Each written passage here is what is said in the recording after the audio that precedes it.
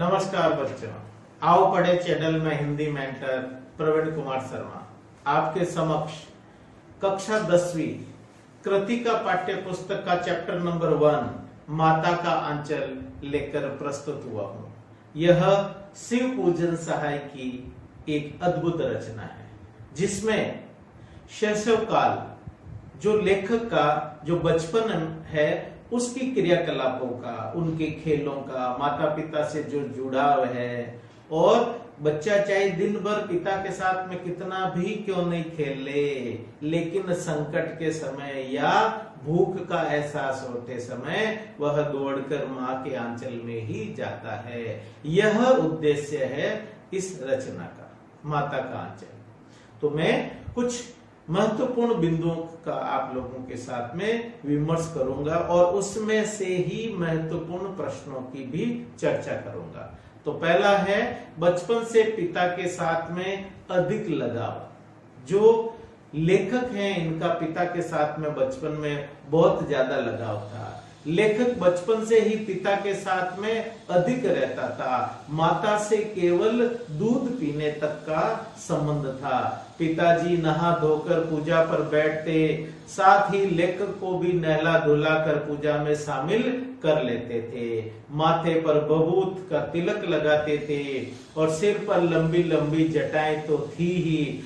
उन पर बबूत लगाने से लेखक एकदम बम बोला बन जाया करते थे और पिताजी उसको प्यार से भोलानाथ कहते थे, जबकि लेखक का वास्तविक नाम तारकेश्वर नाथ था। यहीं पर ही महत्वपूर्ण प्रश्न बनता है कि लेखक का वास्तविक नाम क्या था और पिता के द्वारा दिया गया नाम क्या था। तो वास्तविक नाम था उसका तारकेश्वर नाथ और पिता ने जो नाम दिया है अपने लाड और प्यार से वो था भोलानाथ। और भोलानाथ किस लिए कि लंबी लंबी जटाओं और उसके बाद में ललाट पर जो बबूत का तिलक था उसको देख करके एकदम शिव जी की कल्पना साकार हो उठती थी, इसलिए उसका नाम भोलानाथ रखा।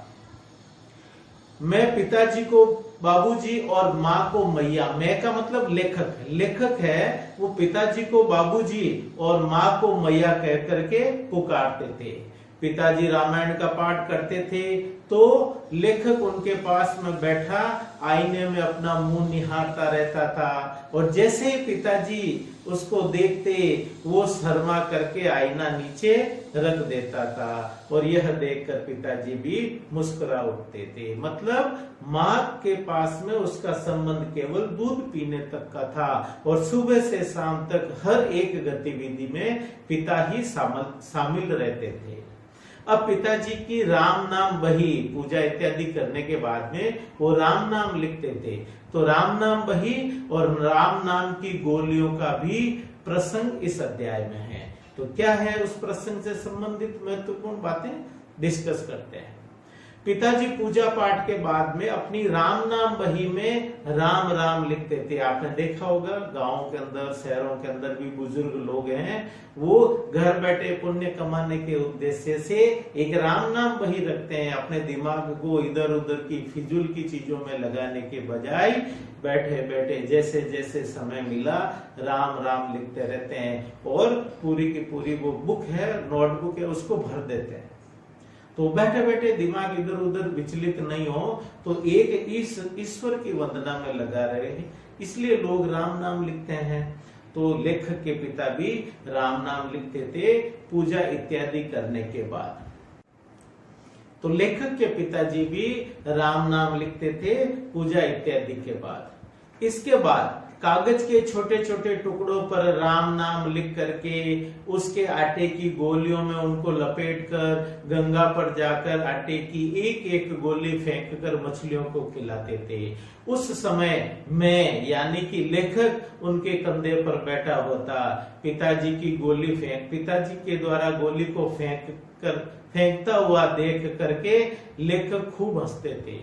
गंगा से जब लौटते तो पिताजी रास्ते में झुके हुए पेड़ों की डालों पर बैठा करके लेखक को झूला झुलाते थे। कभी कभी हमसे कुश्ती भी लड़ते थे। अब यहाँ पर जो स्वयं है ना, मैं का मतलब यहाँ पर लेखक ही समझना। और उस कुश्ती के अंदर पिताजी खुद गिर जाते और मैं उनकी छाती पर चढ़ करके उनकी मूछें उखाड़ने लगता। बच्चे होते हैं दादा दादी नाना नानी के साथ में, देखो आप उनके, और नाना नानी दादा दादी के द्वारा अपने पोते दोहितों के से हारना एक अद्भुत सुख प्रदान करता है। तो लेखक के पिताजी भी क्या करते थे, उससे हार जाते थे। लेखक है, उनके पेट पर बैठ करके एकदम विजय मुद्रा में दोनों हाथ फैलाते थे और उसके बाद के अंदर फिर वापस बैठे होते और फिर इनके खेल के जो बनावटी खेल हम कह सकते हैं, लेकिन उस समय लेखक को जो जीत की मुद्रा पर जो आनंद प्राप्त होता था वो पिताजी के चेहरे पर वास्तव में सुख प्रदान करने वाला होता था। अब है गोरस और भात का भोजन। गोरस का मतलब होता है दूध, गोरस और भात का भोजन। पिताजी गोरस और भात को फूल के कटोरे में, मतलब बिल्कुल एकदम चीनी मिट्टी का जो होता है कटोरा, फूल इत्यादि मंडे हुए उस पर, उस कटोरे में खिलाते थे। माँ और खिलाने की हट करती और माँ पिताजी से कहती कि बच्चे को खिलाने का ढंग मर्द नहीं जानते। 4-4 दाने का कोड़ देने से बच्चा समझता है कि बहुत खा लिया। बच्चे को मुंह भर खिलाना चाहिए। माँ खुद खिलाने लगती और कहती कि महतारी के हाथ से खाने पर बच्चे का पेट भरता है। यहाँ पर ध्यान रखिएगा, महतारी का मतलब होता है माता। माता के द्वारा खाने से ही बच्चे का पेट भरता है। माँ खिलाती और कहती कि ये तोते के नाम का कोर है, ये कबूतर के नाम का कोर है, ऐसे खूब खिला देती। तब पिताजी खेलने के लिए कहते और लेखक खेलने के लिए निकल जाते। माँ तेल की उपटन करती, तब तरह तरह के खेल। माँ क्या करती थी, लेखक को नहलाने के बाद में तेल मर्दनम महोत्सव होता था। तेल मर्दनम महोत्सव का मतलब उसको उबट करके पूरा तेल से सन जाना, एकदम खूब तेल लगाती थी लेखक पर। कभी माँ अचानक पकड़ लेती और मेरे सिर पर कड़वा तेल डालकर सिर की मालिश करती। मैं छटपटाता और रोने लगता। पिताजी बिगड़ उठते, किंतु माँ उबट कर ही छोड़ती, मतलब पूरे शरीर को एकदम तेल, इसको मैं अपनी भाषा में तेल मर्दनम महोत्सव कहता हूँ, मतलब नख से सिक तक पूरा तेल ही तेल कर देना। फिर माथे पर काजल की बिंदी लगाकर चोटी गूंथती और चोटी में फूलदार लट्टू बांधती और रंगीन कुर्ता टोपी पहनाकर कन्हैया बनाकर तैयार करती और मैं सिसकता रहता। पिताजी गोद में उठाकर बाहर ले जाते और जैसे ही बाहर आते और इंतजार करते हुए बालकों के झुंड को देखकर मैं सिसकना भूल जाता। यहाँ पर महत्वपूर्ण प्रश्न बना है कि लेखक है अपने संगी साथियों को देख करके सिसकना क्यों भूल जाता है। क्यों? क्योंकि उसका मन है अपने साथियों को, जो उसके हमजोली की टोली होती है, उसको देख करके खेलने को करता।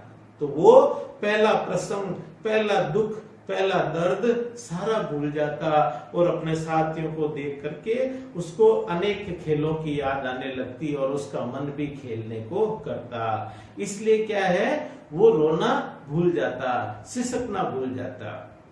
उसके बाद तरह तरह के नाटक करने अपने मित्रों के साथ में लग जाता था। वहीं चबूतरे के एक कोने में सब खेल खेलते।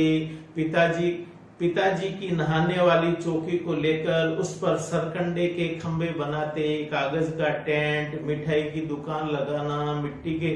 पहले के खेलों में आज के खेलों में ये मुख्य अंतर है। यहाँ पर भी प्रश्न बनता है, पहले के खेल घर के अंदर उपलब्ध जो चीजें होती थी उसी के आधार पर निश्चित होते थे, जबकि आज video, computer, football, table tennis, इस प्रकार के गेम हैं। और पहले के खेल देखो आप, सरकंडे के खंबे बनाना, कागज का टेंट लगाना, मिठाई की दुकान बनाना, मिट्टी के ढेलों से लड्डू बनाना, पत्तों की पूड़ी कचौरी, गीली मिट्टी की जलेबी, फूटे गड़ों के टुकड़ों के बतासे बनाना, दुकान लगाना, इस प्रकार की, और उन्हीं ठीकरों और जस्ते के छोटे छोटे टुकड़ों के पैसे बनाना। पैसे भी होते थे, वो मुद्राओं का भी आदान प्रदान होता था। हम बच्चों में से खरीदार होते और कुछ होते थे जो हम बच्चों में से दुकानदार भी होते थे। इस प्रकार जो उनके खेल होते थे, घरों के अंदर जो उपलब्ध सामग्री है उनके आधार पर ही निश्चित हो जाते थे। जैसे मिठाई की दुकानें हैं, घरौंदे बनाना, रेत की मेड़ की दीवार बनाना, तिनकों का छप्पर, दातुन के खंबे, दिया सिलाई की पेटियों के किवाड़ मतलब दरवाजे बनाना इत्यादि खूब ऐसे प्रसंग है जो आज भी ग्रामीण क्षेत्रों के अंदर ये खेल खेले जाते हैं। ये बात अलग हो गई कि जो शहरी संस्कृति या दूसरे जगहों से लोग पलायन करके गए हैं, उन्होंने अपने खेल के तौर तरीके भी बदल दिए हैं। अब बच्चों की बारात और खेती के प्रसंग भी इसमें शामिल है।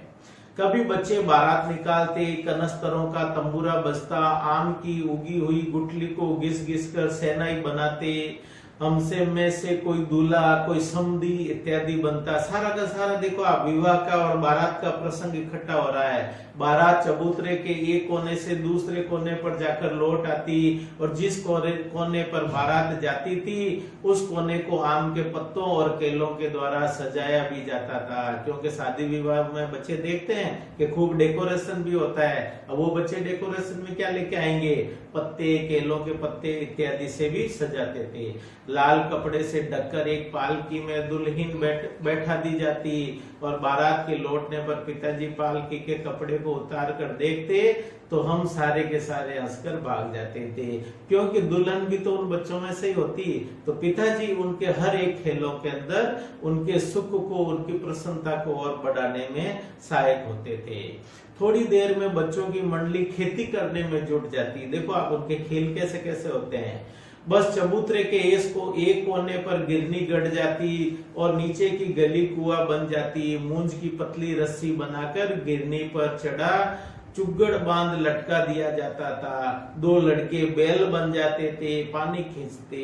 इन सब सारे के सारे प्रसंगों के अंदर हमने एक चीज को निश्चित रूप से माना है कि बच्चे जो आसपास के अंदर घर परिवार, उनके पिता के व्यवसाय, आस पड़ोस के लोगों के जो व्यवसाय होते थे, उनसे संबंधित ही उनके खेल के विषय भी होते थे।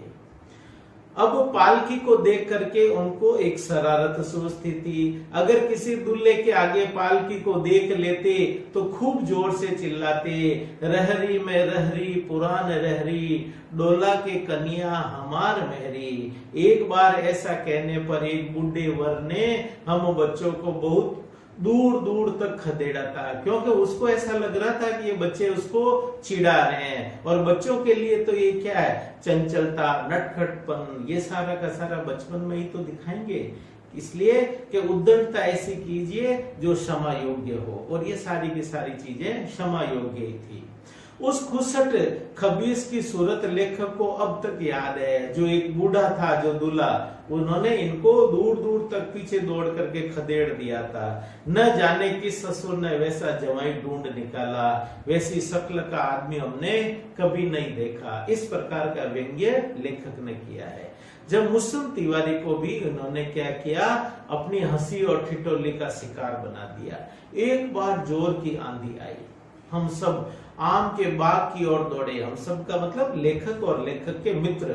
आकाश काले बादलों से ढक गया, मेघ गरजने लगे, बिजली कौंदने लगी, ठंडी हवा सनसनाने लगी, पेड़ झूमने लगे हवा के कारण, और जमीन को छूने लगे इतनी तेज हवा। लेकिन वर्षा न रुकी, मूसलाधार वर्षा होने लगी। हम पेड़ों की जड़ से सट गए। थोड़ी देर में वर्षा जब रुकी, वर्षा थमते ही बाग में बिच्छू नजर आए। हम डरकर भाग चले। हम में से एक बालक बेजू बड़ा ढीठ था। हम भागे जा रहे थे, संयोग से रास्ते में मुसन तिवारी मिल गए। और वो बेजू करके जो इनमें ज्यादा बदमाश था, उसने मुसन तिवारी को चिढ़ाना शुरू किया। बुढ़वा बेईमान मांगे करेले का चोखा। हम लोगों ने भी उसी के सुर में सुर, जब एक बच्चे को बदमाशी सूझती है तो दूसरे उसके सुर में सुर मिलाने लग जाते हैं। मुसन तिवारी हम लोगों के पीछे दौड़े और हम अपने अपने घर की ओर भागे। तो वो जो बेजू करके जो ढीठ लड़का था उसने मुसन तिवारी को चिढ़ाना शुरू किया, बुढ़वा बेईमान मांगे करेले का चौका, और हम लोगों ने भी उसके सुर में सुर मिलाना शुरू किया। मुसन तिवारी हम लोगों के पीछे दौड़े और हम अपने अपने घर की ओर भागे। हमारे न मिलने पर मुसन तिवारी बदमाशों का जमावड़ा होता था स्कूल के अंदर, पाठशाला, और वहां आ गए और गुरुजी से हमें पकड़ने के लिए 4 लड़कों को गुरुजी ने हमारे पीछे दौड़ा दिए। और जैसे ही हम घर पहुंचे वैसे ही 4 लड़के आ दमके। बेजू तो भाग गया और मैं पकड़ा गया। गुरुजी ने मेरी खूब खबर ली और बाबूजी को जैसे ही पता चला वे पाठशाला दौड़े चले आए और मुझे गोद में उठाया, पुचकारा, और मेरे रोते रोते आंसुओं से बाबूजी का मैंने रोते रोते आंसुओं से बाबूजी का कंधा भी तर कर दिया। वे गुरुजी से प्रार्थना कर मुझे घर ले चले और रास्ते में साथी लड़कों का झुंड मिला। वे जोर से नाच गा रहे थे। चूहे के बिल का प्रसंग, ये सबसे महत्वपूर्ण प्रसंग है और कहानी यहाँ पर अंतिम पड़ाव के अंदर आ जाती है कि दिन भर बाबूजी के साथ में खेलने के बाद भी संकट के समय बच्चा अपनी माँ की गोद में, माँ के आंचल में ही अपने आप को सुरक्षित महसूस करता है। अब देखो आप, ये चूहे के बिल का, ये पूरे की पूरी कहानी का एक सेंटर आइडिया मान लो आप। एक बार टीले पर चूहे के बिल को देखकर हम बिल में पानी उलीचने लगे। अब बच्चे भी बदमाश, अगर सीधे बच्चे हो तो फिर बचपन का ही क्या आनंद। वो उन्होंने चूहे के बिल देखे और उनमें पानी डालना शुरू किया कि पानी डालेंगे तो चूहे बाहर आएंगे, और उससे चूहा तो निकला नहीं, निकला क्या, एकदम बढ़िया काला नाग। वो सांप बाहर निकला। अब लेखक और उसके सारे के सारे साथी रोने चिल्लाने लगे और भागने लगे। कुछ इधर गिरे, कुछ उधर गिरे, सारा शरीर लहूलुहान हो गया, पैरों के तलवे कांटों से छलनी हो गए, क्योंकि अब तो मौत का संकट, सांप इतना भयानक। और मैं भी घर की ओर भागा। मैं का आपको पहले से ही बता चुका हूँ, लेखक वो भी घर की ओर भागे। बाबूजी ओसारे में हुक्का गुड़गुड़ा रहे थे, उन्होंने बहुत पुकारा, पर मैंने माँ की गोद में ही जाकर शरण ली। मैं उनके आंचल में छिप गया। माँ सब काम छोड़कर रो पड़ी और भय का कारण पूछने लगी। कभी अंग भरकर दबाती, कभी मेरे अंगों को अपने आंचल से पहुंचकर चूम लेती और बड़े संकट में पड़ गई। झटपट हल्दी पीस कर लगाई। मैं सांस सांस करते हुए माँ के आंचल में जाकर छिप गया। घर में कोहराम मच गया, सारा शरीर कांप रहा था, रोंगटे खड़े हो गए थे और आंखें खोलना चाहते थे पर आंखें नहीं खुली।